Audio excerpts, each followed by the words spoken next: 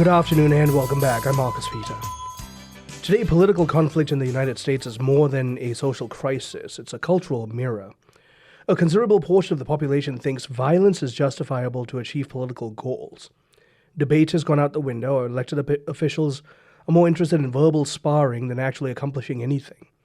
At the heart of this trend is a steady breakdown of virtue, civic virtue, that once sustained all of Western republicanism. We look at the problem with Jonathan Emerson-Pierce. Jonathan Emerson-Pierce is a philosophical theist whose work examines history, culture, science, politics, and leadership through the lens of moral anthropology and human flourishing. Jonathan, great to speak with you. How are you? I'm fine. Great to be with you. I'm very glad to speak with you about this. And I want to begin by asking you to frame the conversation about how we understand Western civilization and virtue being a prerequisite for it.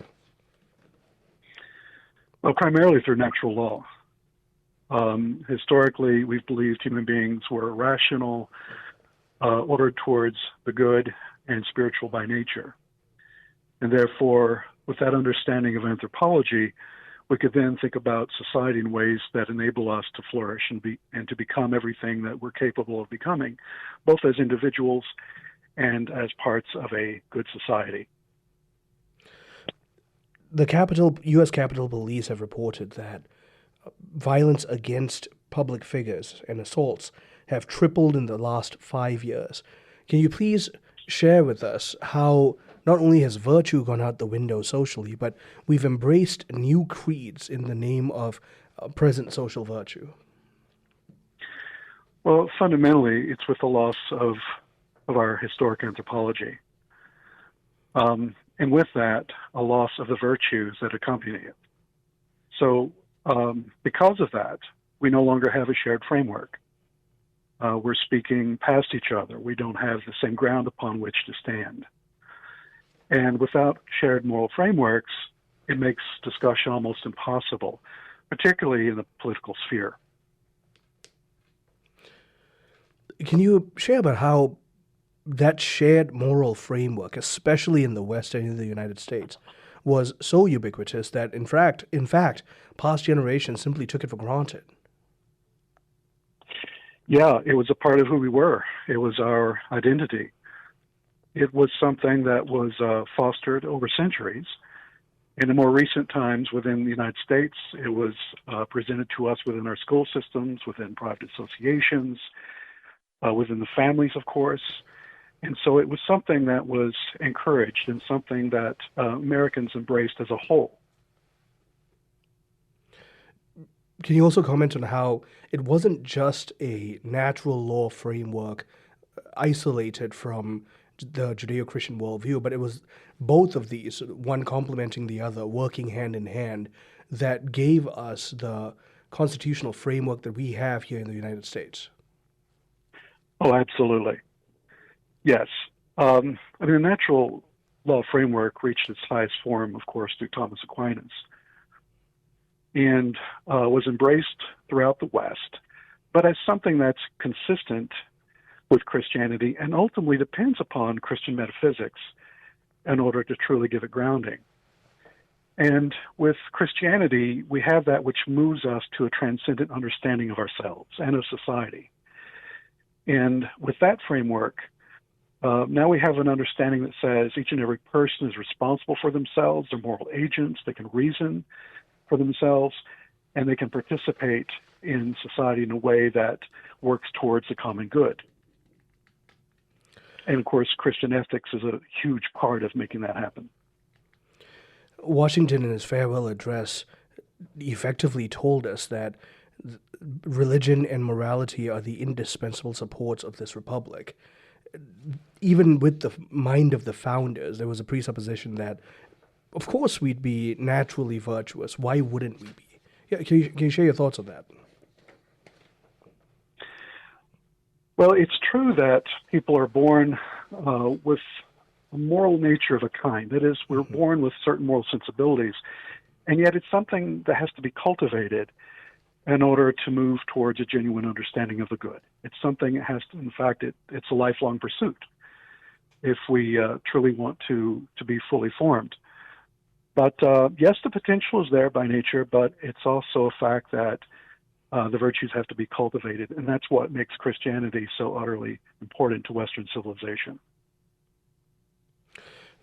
Alasdair MacIntyre, his book After Virtue, it's definitely one of my go-to reads for diagnosing this problem.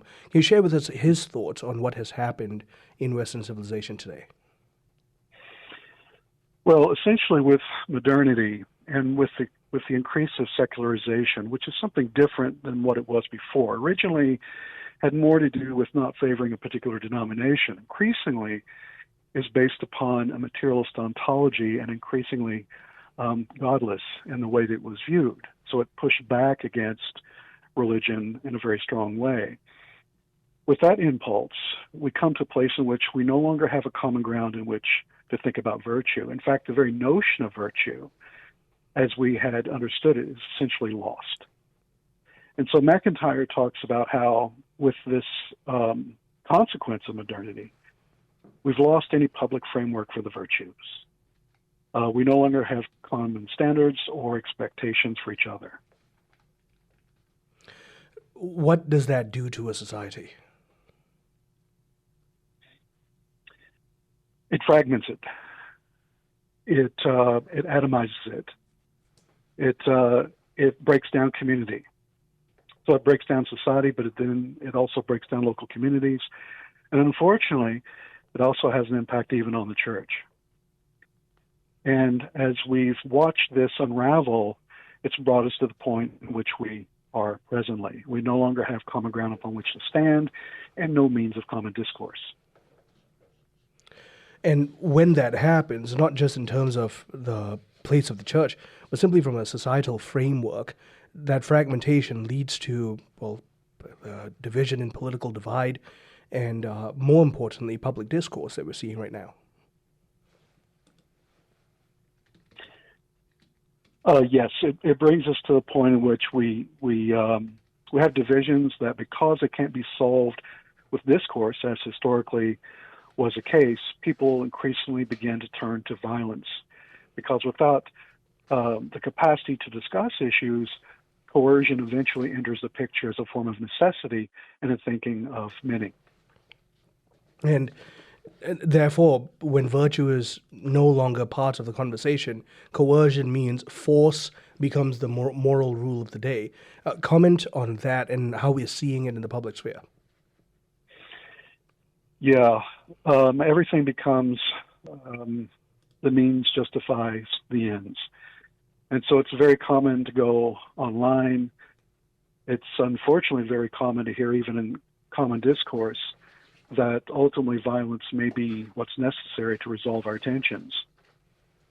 And again, because if we don't have a means of discussing and debating appropriately, government itself is also compromised. So we see the division even within government itself. And being divided in that sense, we can't live with tensions forever. And when people feel those tensions, and particularly when they begin to form new moral frameworks for themselves, moving towards socialism or something like that, much as the Marxists in the past, they see violence as inevitable. Because violence seems to be the only way they can get what they want, which is the big problem we're having today. Jonathan, thank you very much for making the time to speak with us about this. It's my pleasure. My guest has been Jonathan Emerson-Pierce. He has penned a brilliant piece called Without Virtue, Freedom Fails. This being the 250th anniversary of the founding of our nation, I want to greatly encourage all of us Catholics listening right now in fact, all of us listening right now, period, to recommit to a faith in Jesus Christ, and then to study the founding of our nation and take a look at the history of our nation as it is today, through a lens of both gratitude and an appeal to the Almighty God for the reconversion of the culture back to the Lordship of Jesus Christ. Then can we truly be one nation under God. Stay tuned, I'm Marcus Peter.